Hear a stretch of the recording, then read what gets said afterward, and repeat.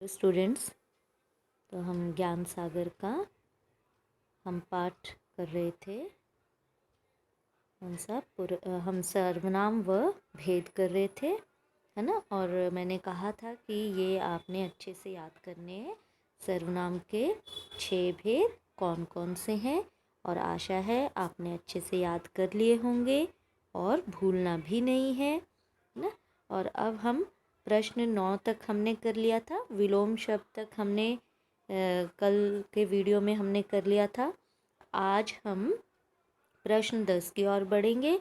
साथ ही साथ जो प्रश्न 11 है वो पत्र लेखन है, और उसको आप बड़े ध्यान से सुनेंगे कि पत्र किस प्रकार लिखा जाता है, कौन कौन सी बातें ध्यान रखी जाती हैं। तो वो बिल्कुल आपने ध्यान से सुनना है।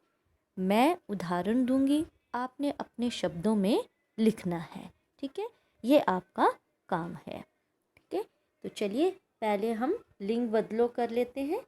तो गुणवान का लिंग बदलो क्या होगा? गुणवान, गुणवती, है ना। अब गुणवती कैसे लिखेंगे? गुणवान, गुणवती। तो चलिए मैं लिख के ही दिखा देती हूँ। गुणवान, ये आ गया गुणवती। ठीक है, त को बड़ी ई की मात्रा। अभिनेता, अभिनेत्री। ठीक है, गलत नहीं लिखना है। अभिनेत्री। सम्राट, सम्राट का लिंग बदलो होगा सम्राज्ञी। ग है ना, ग। देखो, सम्राज्ञी। विद्वान का विदुषी, है ना। क्योंकि हम जब किसी लड़की या किसी स्त्री को हम कहते हैं तो उसको विद्वान नहीं कहेंगे, हम उसको विदुषी कहते हैं। ठीक है, ऐसे। तो ये आ गया आपका। देखिए, गुणवान, गुणवती, अभिनेता, अभिनेत्री, सम्राट, सम्राज्ञी, विद्वान, विदुषी। ठीक है, तो ये आपका हो गया लिंग बदलो, और ये भी आपने याद रखने हैं बिल्कुल। ठीक है, और स्पेलिंग के साथ, कोई गलती नहीं। चलिए अब बढ़ते हैं प्रश्न 11 की ओर।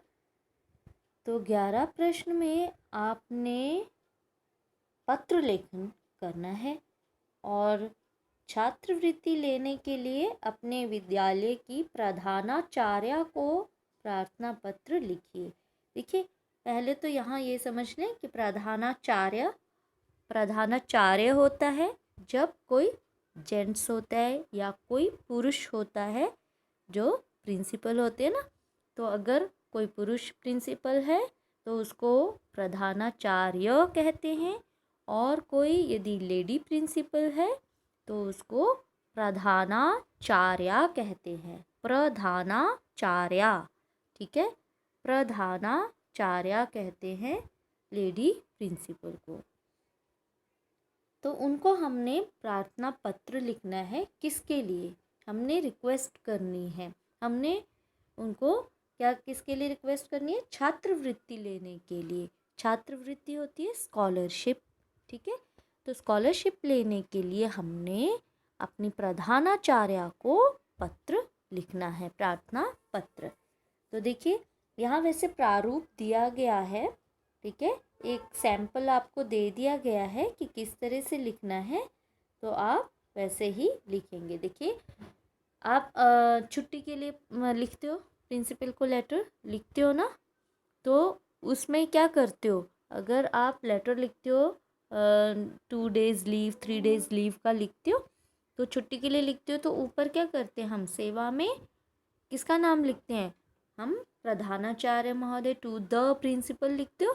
तो ऐसे ही प्रधानाचार्य महोदय, क्योंकि यहाँ प्रधानाचार्य बोला है तो हम भी प्रधानाचार्य ही लिखेंगे। प्रधानाचार्य महोदया।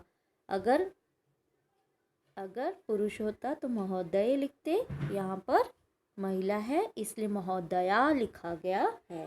तो प्रधानाचार्या महोदया, ठीक है। आप यहाँ पे क्या लिख देंगे, कुछ भी स्कूल का नाम लिख दो, ठीक है। डीएवी पब्लिक स्कूल लिखना है वो लिख दो, भारतीय विद्या भवन स्कूल लिखना है, कुछ भी नाम लिख दो स्कूल का, ठीक है। उसके बाद यहाँ पर क्या है, हिमाचल प्रदेश, नई दिल्ली, मुंबई, जो भी लिख रहे हो, ठीक है, वो लिखकर फिर आपने विषय पर आना है। विषय यानी कि सब्जेक्ट, जो आप लिखते हो इंग्लिश में सब्जेक्ट, किस लिए लेटर लिख रहे हो, किस लिए लिख रहे हो प्रार्थना पत्र, तो आपने क्या लिखना है, छात्रवृत्ति हेतु प्रार्थना पत्र, ठीक है। यहाँ हमें यही बोले ना, छात्रवृत्ति लेने के लिए अपने विद्यालय की प्रधानाचार्य को प्रार्थना पत्र लिखिए। तो आप क्या करेंगे, यहाँ क्या लिखेंगे, छात्रवृत्ति हेतु प्रार्थना पत्र। छात्रवृत्ति हेतु, हेतु मतलब होता है के लिए, ठीक है। हेतु इकट्ठा लिखेंगे, त को छोटे उ की मात्रा, छात्रवृत्ति हेतु प्रार्थना पत्र, ऐसे लिख दिया। फिर आ गया हमारा महोदया, लिखते हैं ना रिस्पेक्टेड प्रिंसिपल सर, ऐसे लिखते हैं। तो यहाँ लिख दिया हमने महोदया, सविनय निवेदन है, ठीक है। अब हिंदी में ऐसे ही लिखते हैं ना, सविनय निवेदन से शुरू करते हैं, सविनय निवेदन, है ना। विद ड्यू रिस्पेक्ट आप लिखते हो इंग्लिश में, विद ड्यू रिस्पेक्ट, तो है ना, तो वो आपने यहाँ पे भी लिखना है। देखो यहाँ क्या लिखेंगे, मैं एक उदाहरण दे रही हूँ, आप अपने शब्दों का हेर फेर करके लिख सकते हैं, आपको जैसे आसान लगे। सविनय निवेदन है कि मैं आपके विद्यालय की कक्षा 6ठी की छात्रा हूँ। लड़कियाँ हैं तो लिखेंगी छात्रा हूँ, छात्रा हूँ। लड़के हैं तो क्या लिखेंगे, आपके विद्यालय की कक्षा 6ठी का छात्र हूँ, ठीक है, ठीक है। तो मैं अब एक ही का बोल सकती हूँ, अब बीच बीच में चलो बताती जाऊँगी। सविनय निवेदन है कि मैं आपके विद्यालय की कक्षा 6ठी की छात्रा हूँ, ये लड़कियों के लिए। लड़का लिखेगा तो छात्र हूँ लिखना। फिर आप लिखेंगे गत 1 वर्ष से, गत मतलब पिछले, पिछले 1 वर्ष, आप कोई भी शब्द लिख सकते हैं, गत भी लिख सकते हैं, गत मतलब पिछले, और पिछले लिखेंगे तो फिर पिछले ही है ना। तो गत 1 वर्ष से मेरे पिताजी के गंभीर रूप से बीमार होने के कारण उनका कामकाज ठप हो गया, ठीक है, उनका कामकाज ठप हो गया है तथा परिवार में आमदनी का कोई और साधन न होने के कारण स्थिति खराब हो गई है, ठीक है। आपने ये बता दिया कारण।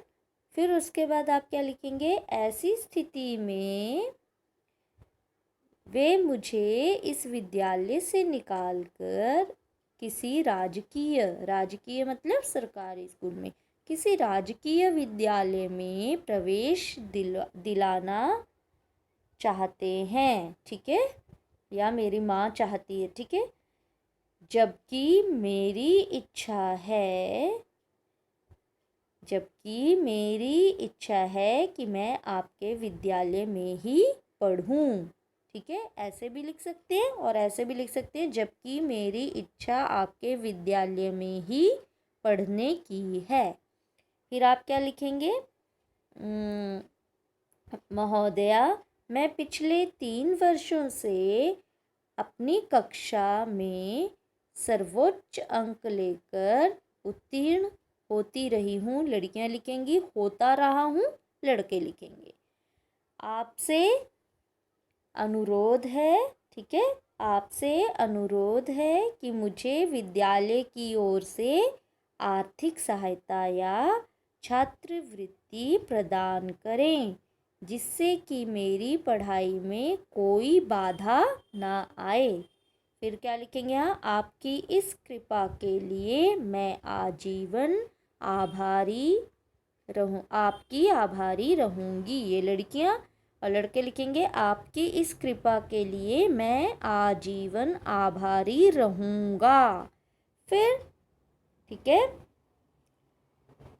आपका या आपकी यहाँ स धन्यवाद भी आता है वैसे, ठीक है, यहाँ स धन्यवाद ज़रूर लिखिएगा, स धन्यवाद।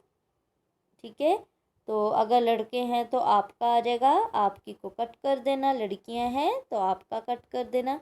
ठीक है, तो लड़कियां हैं तो लिखेंगे आपकी आज्ञाकारिणी शिष्या, और लड़के हैं तो आपका आज्ञाकारी शिष्य। ठीक है, फिर यहाँ पर अपना नाम, यहाँ पर अपनी कक्षा, और यहाँ पर अनुक्रमांक यानी रोल नंबर। ठीक है, बस इतना सा आपने ये पत्र लिखना है। और याद क्या रखना है कि ये कौन सा पत्र है, जो प्रधानाचार्य को लिखा जाता है, जो नगर निगम अधिकारी को लिखा जाता है, जो थाना अध्यक्ष को लिखा जाता है, जो संपादक को लिखा जाता है ना। तो वो सब हमारे औपचारिक पत्र होते हैं, और औपचारिक पत्र में भाषा एकदम स्पष्ट होनी चाहिए और बेमतलब की बातें नहीं होनी चाहिए।